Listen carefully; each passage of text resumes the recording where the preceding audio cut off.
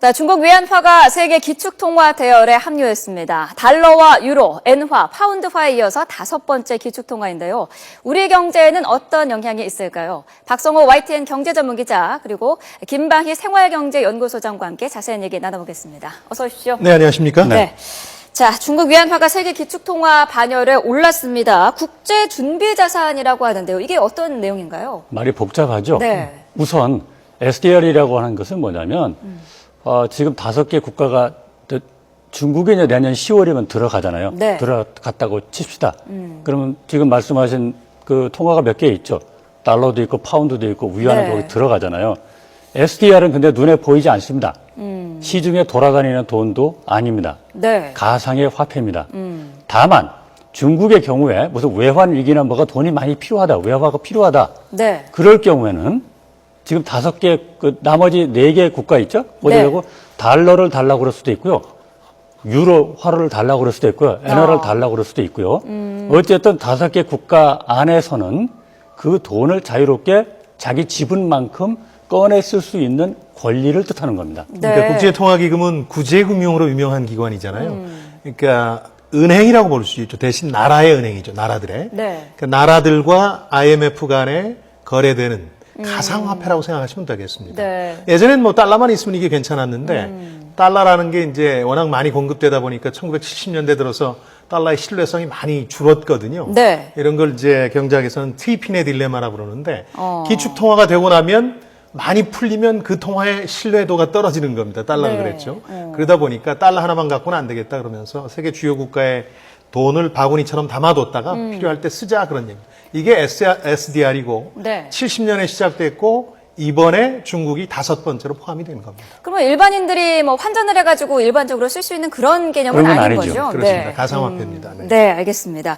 자, 위안화가 이렇게 SDR에 편입되면서 국제금융 차원에서도 상당히 의미 있는 일이라고 하는데요. 어떤 의미가 있을까요? 자, 금융 차원, 국제금융에서 어떤 의미를 가지고 있느냐. 몇 가지 부문으로 나눠볼 수 있죠. 네. 제가 우선 한두 가지만 말씀을 드리면 우선 위안화가 안전자산이다 네. 하는 그 인식이 굉장히 높아질 겁니다. 무슨 얘기냐? 뭐가 급하면요. 아, 내가 위안화 가지고 있으면 언제든 중국 가서 물건이나 서비스 바꿀 수 있다. 네. 라는 달러의 그 반열에 들어가는 겁니다. 그 위치는 나중에 더 한참 있겠지만은 네. 그게 그런 효과가 있는 거고요. 그러니까 더 구체적으로 말씀드리면 물건 사고 팔 때 전에는 달러로 주고받았는데 결제를 했는데 위안화로 할 수 있고요. 내가 돈을 좀 쌓아놓고 싶을 때 달러가 안전하도 달러로 쌓는데 네. 달러가 아니고 위안화로도 쌓아놓을 수 있고요. 우리나라 한국은행도 달러가 아닌 위안화로도 쌓을 수 있고요. 그 비중을 넓혀갈 수도 있습니다. 그렇습니다. 네. 네. 그러니까 아직은 중국이 경제 규모에 비해서 위안화가 국제적으로 많이 쓰이지 않거든요. 당장 중국 돈 가지고 어디서 물건 살 수 있는 데가 중국 외에는 별로 없습니다. 그렇죠. 그러다 보니까 이제 실물 경제 위상, 미국에 이어서 세계 2번째인데 거기에 걸맞는 금융의 위상을 갖게 됐다. 물론 당장 하루아침에 그렇게 되는 건 아니고요. 네. 그런 SDR에 중국이 10%의 편입 비중으로 참여한다는 얘기는 그런 위상이 이제 시작된다 하는 상징적 사건이라고 볼 수 있겠습니다. 이제 실제로 국제적인 교역 결제라든가 금융시장에서 거래가 돼야 위상도 높아지겠죠. 그러나 이제 이렇게 SDR에 편입이 되면 네. 많은 나라의 이제 외환 보유고에서도 SDR 비중만큼 이 위안화를 보유하려고 하는 경향이 생겨나거든요. 네. 그러니까 위안화의 위상이 점점 높아질 수밖에 없는 이런 그런 수도 국면으로 있겠죠. 접어드는 거죠. 어떤 제3국이 한국에 투자를 하고 싶었는데 위안화가 더 안전한 자산인 것 같아요. 그래서 중국 쪽에 투자를 하는 네. 그래서 우리나라에서는 올 자금이 안 오고 여기 있는 자금도 좀 이탈하지 않겠느냐 네.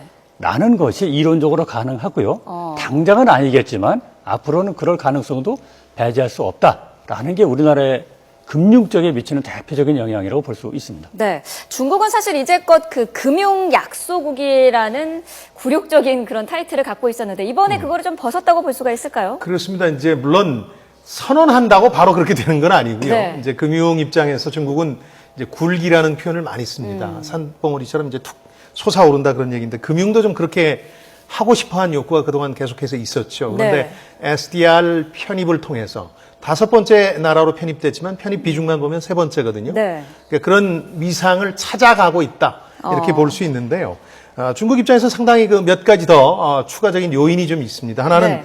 금융 개혁 개방을 통해서 경제를 더 키우고 싶은 욕구가 있을 겁니다. 금융 분야가 사실 좀 뒤처졌다. 네. 실물 경제에 비해서 이런 지적들이 있었거든요. 중국의 뭐 섀도우 뱅킹이라든가 이런 문제도 있었고. 네. 이런 국제화되면서 아무래도 그런 부분들이 좀 해소가 될 테고요. 또 하나는 세계 최대 외환 보유국입니다. 3조 달러가 넘습니다. 네. 근데 그렇게 많은 돈을 유지할 필요가 없습니다. 왜냐하면 위안화 자체가 국제적으로 쓰인다 그러면 외환 보유고의 의미가 없습니다. 이런 건 이제 세노리치 효과라고 그러는데 외환 위기라는 게 잘 안 옵니다. 왜냐하면 최악의 경우에 국제적으로 쓰이는 자기네 나라 돈을 많이 풀면 되니까요. 달러를 쓰는 미국은 외환 위기가 오지 않지 않습니까? 여러 가지 네. 경제적 어려움에도 불구하고 뭐 이런 것처럼 중국 입장에서는 이번 그 SDR 편입을 통해서 위안화의 국제화를 선언함으로써 네. 금융 분야의 어떤 그 선도적 역할을 좀 기대한다고 볼 수 있겠습니다. 그거를 좀 더 구체적인 피부에 와 닿는 사례가 있죠. 네. 지난번 우리가 굉장히 충격을 받고 전 세계가 충격을 받은 게 있죠. 중국이 며칠 내에 갑자기 자기네 그 위안화 평가를 갑자기 내려버렸잖아요. 그런 적이 있습니다. 네. 이제 그런 거를 잘 못하게 되는 겁니다. 하지 않아야 되는 겁니다. 왜냐하면 지금 우리나라나 달러는 환율이 자유스럽게 변동하잖아요. 네. 중국은 아직도 위에 3%, 밑에 3%, 뭐 이런 식으로 묶어놨어요. 달러 묶어놨는데 네. 좀 더 쉽게 말씀을 드리면 위안화의 가치가 정부의 개입으로 급변동하지 않아야 된다는 거거든요. 그런 것이 좀 완화되지 않겠느냐. 네. 만일 자기네들이 급락시키면 수출이 안 된다고 그래서 환율을 가지고 조작을 하게 되면 우리가 바로 옆에 있는 우리나라 전 세계에 충격을 주기 때문에 네. 금융 자유화를 하고 개방화를 해야 된다는 이야기는 선진국 클럽에 들어갔으니 네. 그만큼 책임도 다 해서 환율을 조작한다든지 이런 건 삼가야 된다. 이런 의무가 부과가 되는 것입니다. 그러면 그런 이유 때문에 IMF가 이번 결정을 내린 경우도 있을까요? 그런 면도 있습니다. 단기적으로는 네. 그런 측면도 있고요. 네. 위안화의 신뢰성이라는 측면 때문에 이제 환율 조작이라든가 이런 게 불가능해지는 면도 있고요. 또 하나는 네. 국제통화기금 IMF로서도 중국의 위상을 무시할 수 없었을 겁니다. 실물 경제 자체가 지금 워낙 크기 때문에요. 네. 2013년에 일본 제치고 G2로 올라섰죠. 그리고 구매력 기준 GDP 국내 총생산으로는 미국을 지난해에 앞질렀다 이런 보도도 나오고 있거든요. 구매력 기준이라는 건 뭐냐면 같은 달러로 표시하면 미국에 뒤지는데 1달러로 살 수 있는 게 중국하고 미국이 다르지 않습니까? 네. 중국이 훨씬 많겠죠. 그런 걸 감안하면 미국을 앞질렀다 그런 얘기입니다. 2020년에서 25년경에는 아예 명목 GDP로도 미국을 앞지른다 이런 전망이 나오고 있으니까 네. 국제통화기금 입장에서는 기축통화 통화 바구니에 중국을 안 넣을 수가 없었던 거죠. 위상을 네. 무시할 수 없는 거 아니겠습니까? 그런 측면도 있을 겁니다. 네. 분명히. 자, 이렇게 되면서 사실 그동안 국제 경제가 달러 중심으로 흐르고 있었는데 좀 변화가 있지 않겠습니까? 근데 변화가 있을 겁니다. 네. 변화가 있고 중국은 지금 상당히 그걸 바라고 있어요. 바라고 있는데 아마 예상컨대 그 속도는 생각보다 그렇게 빠르지 않을 수가 있습니다. 왜냐하면 전 세계의 중앙은행들이 준비 자금이라고 쌓아놓는 거 있어요. 네. 하여튼 돈을 쟁여놓는 건데 쉽게 얘기해서 그 비중으로 따지면 미국의 달러가요. 전 세계 64%를 가지고 있어요. 중앙은행들이 달러로 가지고 있는 게 64%입니다. 네. 이제 위안화는 몇 퍼센트 정도 될까요? 1%에 불과합니다. 그러니까 아직 멀었죠. 그만큼 안전 자산으로서 쌓아놓고 하는 것은 아직 달러에 비하면 아직 될 게 아니고요. 네. 달러가 64, 유로화가 21%입니다. 네. 한 20배 밑이에요. 근데 이것이 앞으로 얼마나 빠른 속도로 위안화가 선호되고 네. 안전 자산에 대한 인식이 확산이 돼서 편입이 될지 아마 분명히 편입 비중이 늘어날 겁니다. 늘어나지만 속도가 어느 정도 될지는 아까 김 소장님 말씀하셨듯이 중국의 환율 조작을 안 한다든지 금융 개방을 한다든지 또 위안화 채권을 많이 빚을 증서를 많이 발행한다든지 네. 이런 식으로 해서 국제 동조화가 빠른 속도로 돼야 거기에 대해서 마치 쫓아가는 거지 그건 네. 하지 않고 그냥 준비 자산으로서 거의 미인주가 된다. 네. 그것을 바라기는 어렵겠죠. 그러면 우리 경제에는 조금 단기적으로 영향을 미칠까요? 단기적인 영향은 크지는 않다고 봐야 되겠죠. 왜냐하면 뭐 중국 돈의 국제적 위상이 올라가는 거니까 네. 우리하고 직접적 관련은 없는데 두 가지 측면을 봐야 될 것 같아요. 중장기적으로. 네. 하나는 이제 중국 경제가 아까 말씀하신 것처럼 활성화될 가능성이 좀 있습니다. 일부 중국 돈의 위상이 올라가면서 중국 경제가 활성화되는 효과를 우리가 부수적으로 누릴 수 있는 면이 있는가 하면 네. 거꾸로 우리한테 위기적인 요소는 사실 중국 자본이 국내에 많이 진출할 가능성이 있는 거죠. 네. 근데 우리가 미국이나 유럽계 자본들이 우리나라 증시나 외환시장을 떠나면서 위기를 맞았던 적들이 많지 않습니까? 이제 하나를 더 봐야 되는 겁니다. 중국 위안화도 어떻게 움직이는가를 봐야 된다는 점에서 그런 위기 요소도 있다.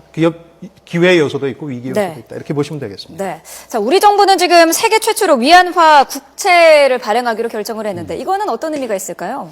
아마 그것을 뭐 예견했는지 예상했는지는 모르겠지만 네. 그것은 아주 시적절한 것으로 지금 평가를 받고 있어요. 네. 간단합니다. 외평채라는 게 우리가 환율을 조정하고 할 때 이 채권을 발행하는데 그거를 주로 달러로도 하고 달러 표시도 있고요. 원화 네. 표시도 있고요.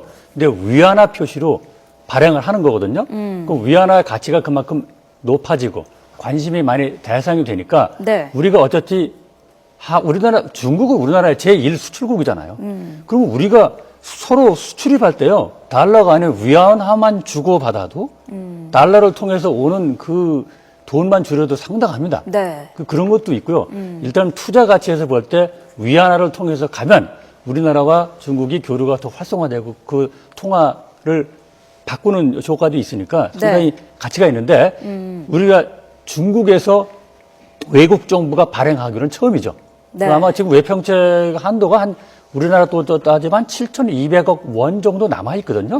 그 정도 이제 안에서 하겠죠. 네. 그러니까 위안화가 앞으로 이제 국제 교역 결제라든가 금융시장 거래에서 많이 쓰일 가능성이 높아진 건 분명하거든요. 네. 이번이 계기가 돼서. 그러니까 그 기회를 우리가 좀 선점한다는 의미에서 상당히 의미 있는 조치가 된 겁니다. 네. 위안화의 위상이 높아질수록 주변국, 중국과의 거래가 많은 우리로서는 기회가 많아지는 거죠. 또 하나는 네. 채권을 발행하면은 나중에 이자를 줘야 되잖아요. 금리를 줘야 되는데 네.